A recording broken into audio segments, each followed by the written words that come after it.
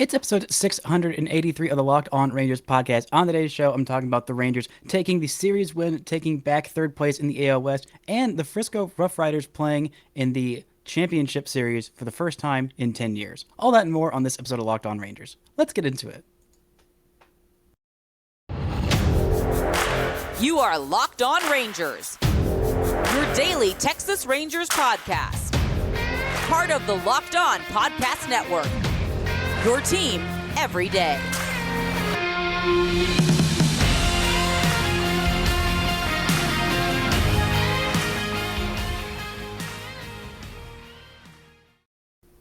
You are locked onto the Texas Rangers. I'm Bryce Patrick, a cripplingly addicted Texas Rangers fan since 2010, the founder host for all 4 seasons of this Locked On Rangers podcast. Today is Friday, September 23rd. Your Rangers are 65 and 84, back in third place in the AL West, and already 5 wins better than last year's team. Thank you all so much for making Locked On Rangers your first listen every single day. If you're not already, you can follow me on Twitter at Bryce Patrick. You can follow the show at Locked On Rangers and subscribe on YouTube, where the best way you can help grow the show is to comment any single thing below. Before we get into today's show, this episode is brought to you by BetOnline. BetOnline has you covered this season with more props, odds, and lines than ever before. BetOnline, it's where the game starts.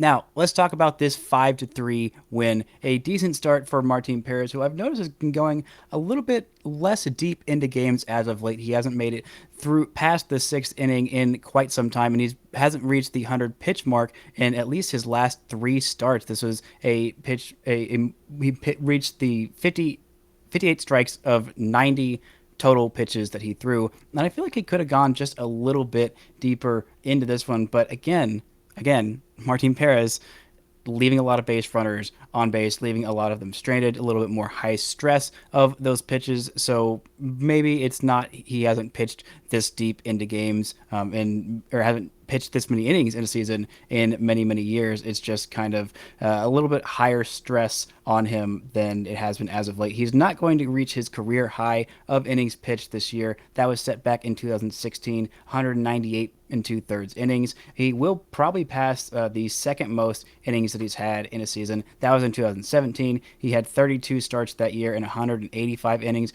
Right now he's at the 30 start mark. He might get 3 more starts. I think he's at least going to get 2 more starts, but he's at 183 and 1/3 innings pitched this year, and that has been incredibly valuable for this Texas Rangers squad. Was able to get all the way through 6 innings, allowed 5 hits, 3 walks, and 3 runs, all of which were earned, and was able to keep that ball inside the ballpark and not allow a home run. He had 5 strikeouts, and the funny thing is he only got 5 swinging strikes, and they were all with 2 strikes to get the strikeout. Pretty impressive stuff for him there, and he was tied for Jose Leclerc for the most swings and misses, second most swings and misses in this game. Michael Lorenzen was really carving this Rangers team up. 14 swings and misses for him in this one. He was very effective. This Angels pitching staff has been more effective than I thought they would be. Went 5 innings, allowed 3 runs, struck out 7. Was fairly effective in that the Rangers weren't able to get to too much of this Angels bullpen, but they were able to get to Quijada, who was pitching in the 8th inning and allowed that 2-run shot by Corey Seager, his 32nd of the season, his second in the last 7 days. He's looking like he's finding that power just a little bit. I mean, overall, it still hasn't been a great end of the season, but he is on a 4-game hitting streak. He had a home run to start it off in Tampa, then had a hit in all of these games against the Angels, even had a pair of hits in the second game of this series. Still not quite where he was in the middle of the season when he was really finding his footing. It's been a little bit of a slog ever since his old dear buddy was fired as manager. I don't know if that's necessarily a correlation.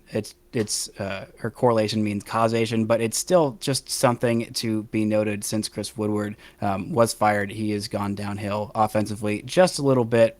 Maybe it's just the grind of the season. Maybe it's the things are unrelated, or maybe they are. I'm not exactly sure at this point, but he did come up huge with a 2-run shot after a really great plate appearance by Marcus Semien to work the walk in front of him in that 8th inning, and Corey Seager to smack that thing way over the fence. The the furthest hit ball, I should say, on the day. The second hardest hit ball, Mike Trout had the top exit velo at 112 miles an hour. That ended up just being a ground out. Off the bat, it was 109 miles an hour, traveled 405 feet the opposite way, which is also a great sign when Corey Seager is feeling it. He has got that power to the opposite field. Most of his stuff is pull side home runs, but still, he can occasionally go the other way and turn that thing around for an Oppo Taco, and he did exactly that to give the Rangers a 5-3 lead that would stand. The Rangers bullpen was excellent in this one. Jonathan Hernandez was flinging absolute gas in this one, was just lighting up the radar gun. Had a bunch of pitches over 98 miles an hour,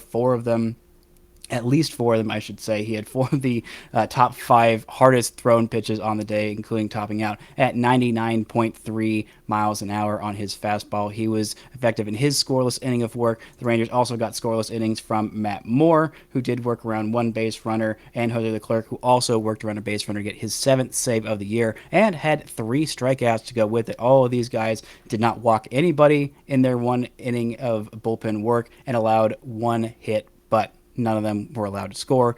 Rangers came out on top and are now back in third place in the American League West. I don't know if they'll finish there, but again, I said at the beginning of the season, I mean, you don't jump all the way from trash to fantastic all in one day, all in one season even. And even though the Rangers did get some really great additions, some nice jumps from Nathaniel Lowe, Adolis Garcia, Jonah Heim took a huge leap forward this year. They even got some young guns that are coming up and contributing in Josh Young and Leody Taveras. And even Bubba Thompson as well is also contributing in his own fashion. Same with Josh Smith. A lot of youngsters that have come up and contributed, but they are still youngsters. They did need a whole lot of work on the pitching staff. They only really brought in 2 new guys, and granted, they've been effective, but John Gray has not been able to be healthy for the entire season. Martin Perez has been healthy for pretty much the entire season. Took him a little longer to get started, didn't go as deep into games early on, and didn't have that success really until May. But from that point in May, he has been fantastic. But again, the Rangers just need some more starting pitching. The bullpen has improved, but still, there are 26 spots on an active roster, and the Rangers needed upgrades in 20-ish of those roster spots last year. There's not a lot of guys that were going to be long-term core pieces. Adolis Garcia managed to lock himself down as one of those core pieces. Dane Dunning might have done that. I talked a little bit about him on yesterday's episode, and it definitely seems like Nathaniel Lowe and Jonah Heim are guys who are going to be around for a long, long time. Same with Leody Taveras as well. Coming up, we're going to get into Frisco. They have won their first playoff series in a hot minute. They are in the championship, and we're going to talk about the last time they were there, the players who were there, and the last time this this Frisco Roughriders team won a Texas League champion. And someone in the front office was actually a member of that team. Not going to spill who. But first, this word from our sponsors. This episode is brought to you by BetOnline. BetOnline is your number one source for football betting this season.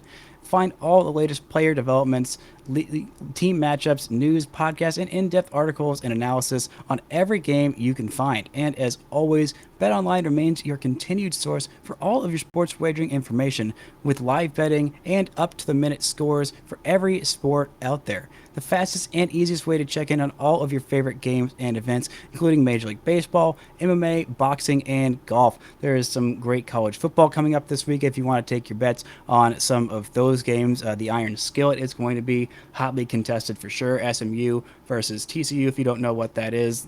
TCU has SMU's former coach. Always been a hotly contested rivalry. This year is going to be no different. If you want to bet on the Ponies because you're a big Dallas person, you can go do that. If you want to bet big on Fort Worth because you're a big bet big on TCU because you're a big Fort Worth person, you can go ahead and do that because head to betonline.net or use your mobile device to learn more because BetOnline, it's where the game starts. Now, the Frisco Roughriders have won the 2 out of 3 games in that first round against San Antonio. Now, they play another best-of-3 series. They are, again, the away team, so they will host Game 1, and then Games 2 and 3 will be in Wichita against the Wind Surge, who is the Twins' Double-A affiliate. A couple of prospects to keep an eye on for the Twins there. Brooks Lee, who you might remember the Rangers were looking at maybe drafting him. He was definitely one of the top prospects in this draft, taken 8th overall by this Twins club. He has just breezed through the system. A college shortstop, is playing shortstop and doing a really good job so far. He is already in Double-A. He is the number one prospect in the system according to MLB Pipeline. There are a couple other pitchers to look out for. Matt Cantorino. Matt Cantorino is a right-handed pitcher who is in Double-A. I'm not sure if the Roughriders are going to see him. A couple other guys lower in the system. Austin Martin, their number 12 prospect.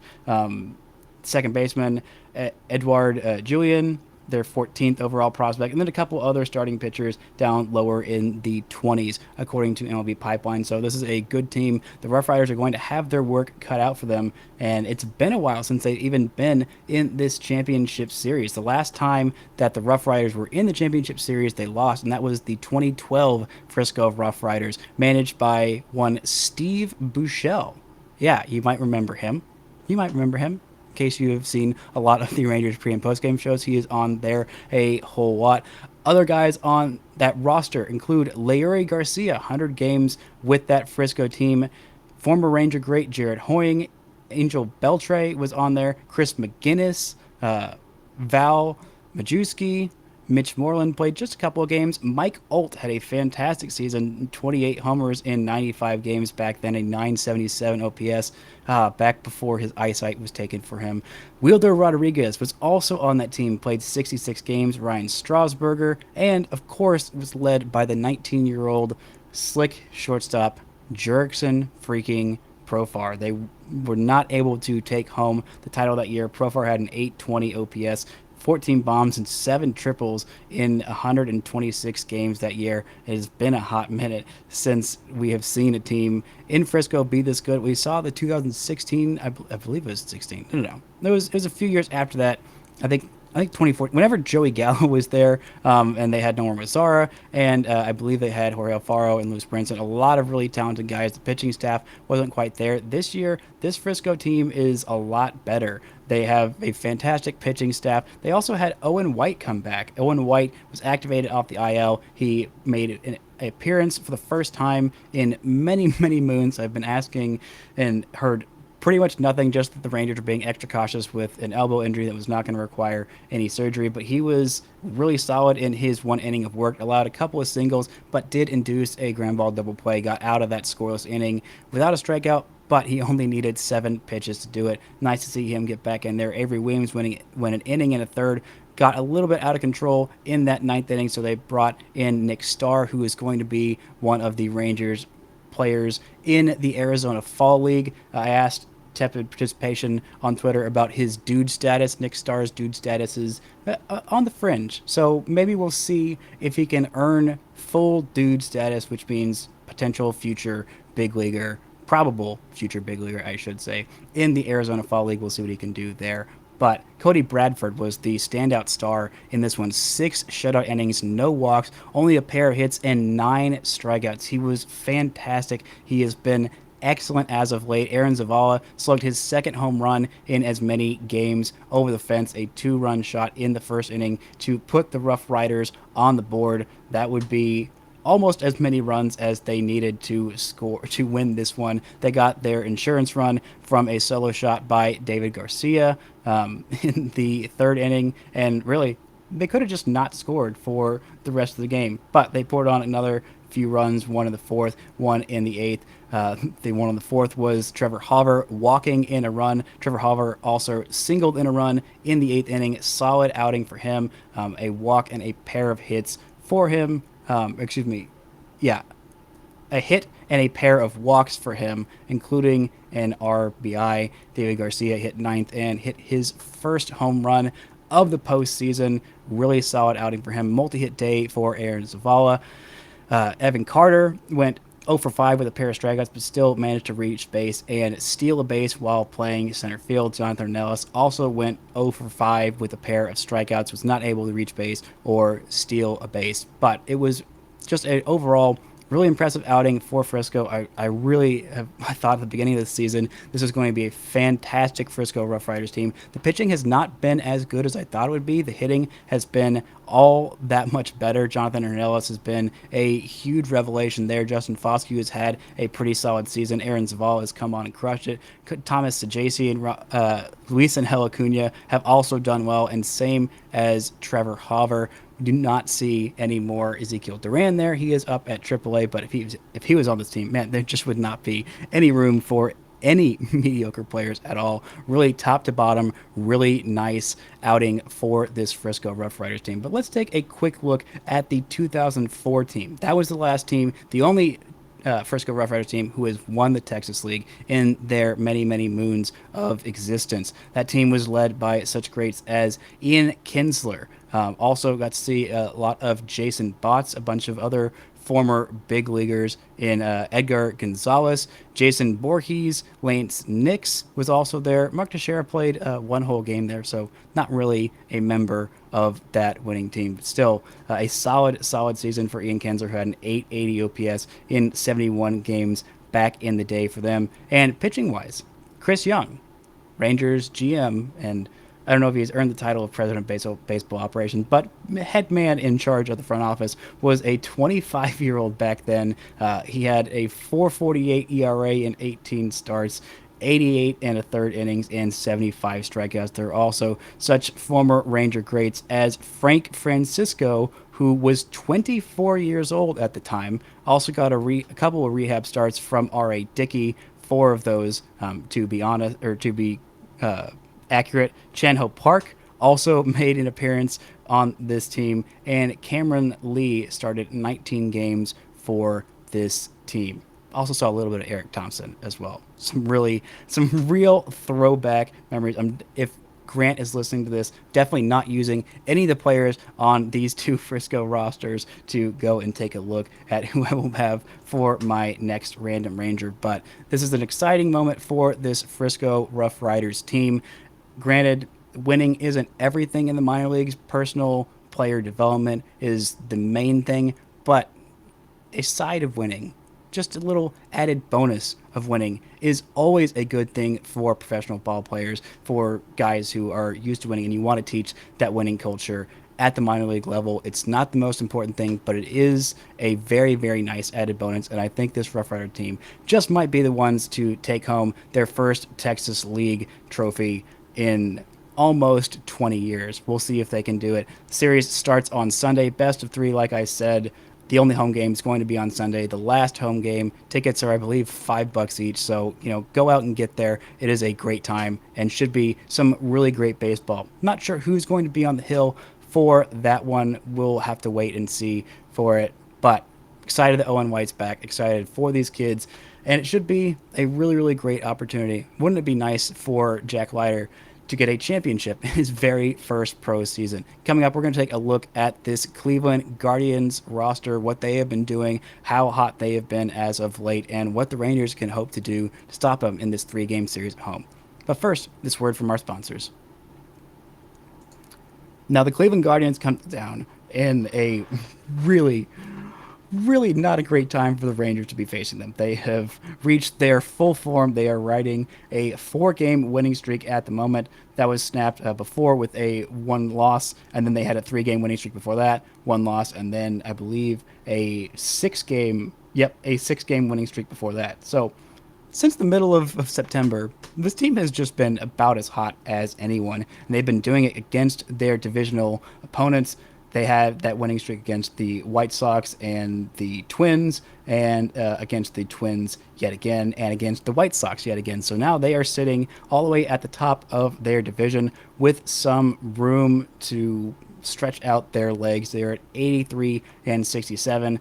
In second place in that division is the Chicago White Sox at 76 and 74. I'm not entirely sure that anybody is going to from their division is going to make it into the postseason. It seems like it's going to be between the Blue Jays and the Rays, who are at 84 and 83 wins. Baltimore is about 4.5 games behind that third wildcard team in Tampa, and I'm not sure they're going to be able to pass them. I'm not sure this White Sox team or this Twins team, who both started off, well, the Twins started off really, really hot. And the White Sox had all the talent in the world, just a lot of injuries. And well, I'm not thinking Tony La Russa will be back next year unless the White Sox owner just really does not care at all. But this is a really, really good Guardians team. The best player on this team this year, if it might surprise you, it's not Jose Ramirez, it's Andres Jimenez, who is their second baseman, who I believe is leading all of Baseball Reference second baseman in WAR at 6.5. Jose Ramirez is at 5.4 this season, and the breakout star for them has been Steven Kwan, a guy who did not swing and miss, and I want to say his first like 5,400 swings at the plate. It was something crazy. The guy just does not strike out at all. Doesn't have a whole lot of power. Plays left field. A really good leadoff guy. A 373 on base. The power isn't quite what you would want from a left fielder, but still, he's just 24. Maybe he'll add a little bit more. A 396 slugging percentage, only 5 home runs, 22 doubles, and 7 triples in 136 games for them this year. Offensively, it's been pretty much just a few guys that have been producing offensively. Steven Kwan has been one of those guys. Oscar Gonzalez in right field has also been one of those. And Josh Naylor, a little bit at first base, has also been providing some of the offense. But the pitching staff has always been where this Cleveland team has been strong. The Rangers are going to miss Shane Bieber. Thank the good Lord, because he would just absolutely mow this team down right now. Tristan McKenzie, I believe they're going to miss him as well. They might get him. No. They are going to miss both of those top two guys. On Friday night, it's going to be Cody Morris versus John Gray. Saturday, Glenn Otto versus Cal Quantrill. And on Sunday in the finale, it's going to be Cole Reagans versus Aaron Seville. All those are still pretty solid guys, pretty solid starters. This Cleveland team is just one of the best at developing pitchers no matter what. Cody Morris is a 7th round pick who is having a fairly solid season. Just got called up not too long ago. 4 starts in the big leagues, 2.30 ERA on 15 and 2/3 innings and 15 strikeouts. Has had a bit of a walk problem, 5.2 walks per 9 in his 15 and 2/3 innings. At the big leagues so far, Aaron Civale, excuse me, not Zivale, has been not as great as he's been in years past. This year he's had a bit of a down season at 5.29 ERA in 17 games. All of those are starts. 80 innings so far on the year. Not a big walk prone guy. Has just been hit a little bit more, hit a little bit harder. Has a 1.288 whip so far this year. The fielding independent pitching likes him a whole lot better than ERA does because he's striking out 8.7 per 9, limiting the walks to 2.4 per 9 innings and the home runs to 1.1 per 9 innings. So he just seems like he's getting some batted ball luck. Things are falling when opposing teams are facing him. So maybe the Rangers can get to him a little bit in that Sunday game. Cody Morris is the newbie. I think the Rangers' best chance for a win in this series is going to be having John Gray on the mound. I'm not sure what kind of a pitch count limit he is on. I'm assuming it might be around the 80 to 85. He is almost back up to full strength. He has looked really good in his last few times out. Again, on that limited pitch count, but still, that is probably the Rangers' best chance. On the Saturday game, Glenn Otto has just got to go 5 innings. He has just absolutely got to go 5 innings. I think it's kind of all but assured that he is not going to be a starter next year. He's probably going to get moved into a multi-inning relief bullpen role. But I don't want to just crap all over him because he's had a fairly decent season and he's done what the Rangers have asked him to do. The starting pitching staff has been weak. He has been a part of that, but still, he has given the Rangers what they needed. 24 starts out of Glenn Otto this year, a 4.88 ERA, 118 innings. It's been fine, acceptable. There is not a whole lot of other options. You would have thought that Cole Winn would have broken out by now and made it to the major leagues, or maybe somebody else might have just dominated in Double-A and made it up and stayed in there besides Cole Reagans. But still, he has done the job the Rangers have asked him to. He has been fairly healthy for the most part this season. He has had some ups and downs, but he has been there. He has eaten innings. He has done a decent job of that, and he should be commended for it. By the way, while we're talking about Cole Reagans, there was a very nice development in his last start. Scott Lucas of the Newberg Report was there. He said he had a 65% strike rate, a 21% hard hit rate, 2 walks and 7 strikeouts to 23 batters. Ended up with 7 runs in 5+ innings. It said it seemed unjust. Through 5, he faced 2 over the minimum, walked none, and threw 64 pitches. The 6th inning was a mess, and that's where everything got out of hand. But Scott said that was as good as a stretch as he has had in a while. Nice to see him finishing off strong. It has been a really rough season for Cole Winn. I have no idea what I'm going to do with him in my rankings next year, but still, really nice to see him get back to it and just, figure things out towards the end of the year. But I don't think we're going to see him in the big leagues this year. I don't think he's even going to get a cup of coffee unless he just looks absolutely fantastic. His next few starts out and they have like 1 game at the end of the season. We're like, what the heck? Why not get Cole in? I really don't even think there's a scenario like that exists. But it's nice to hope on and nice to see him have some improvement. This is a really, really darn good Cleveland squad. It is going to be a very tough ask for the Rangers to be able to take them on. They're also going to see former Ranger Emmanuel Clase, who has a 2.7 WAR and a 102-mile-an-hour freaking cutter. But that one inning of that 2-time Cy Young pitcher was really nice. It's really nice to have Corey Kluber for a whole inning. I digress. It just makes me so mad every time I see him. We're going to see him a few times this week, and he might end up shutting the door on some Rangers losses. But still, the Rangers are already 5 wins better than last season. They could end up as many as, well, I'd say realistically 10 wins better. And if they are, and they do finish with 10 wins better than last year and in 3rd place in the AL West, I will say season well done. A frustrating, bare minimum well done, but still improvement has been made. And, if they take 2 out of 3 from this Cleveland Guardians team, that would be a really, really impressive feat.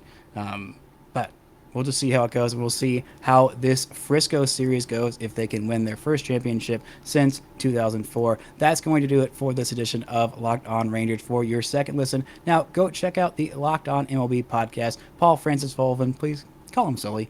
Gives you his unique perspective on the major leagues, both past and present. It is free and available wherever you get your podcasts. That's going to do it for this week's editions of Locked On Rangers, and until next time, don't forget to enjoy baseball.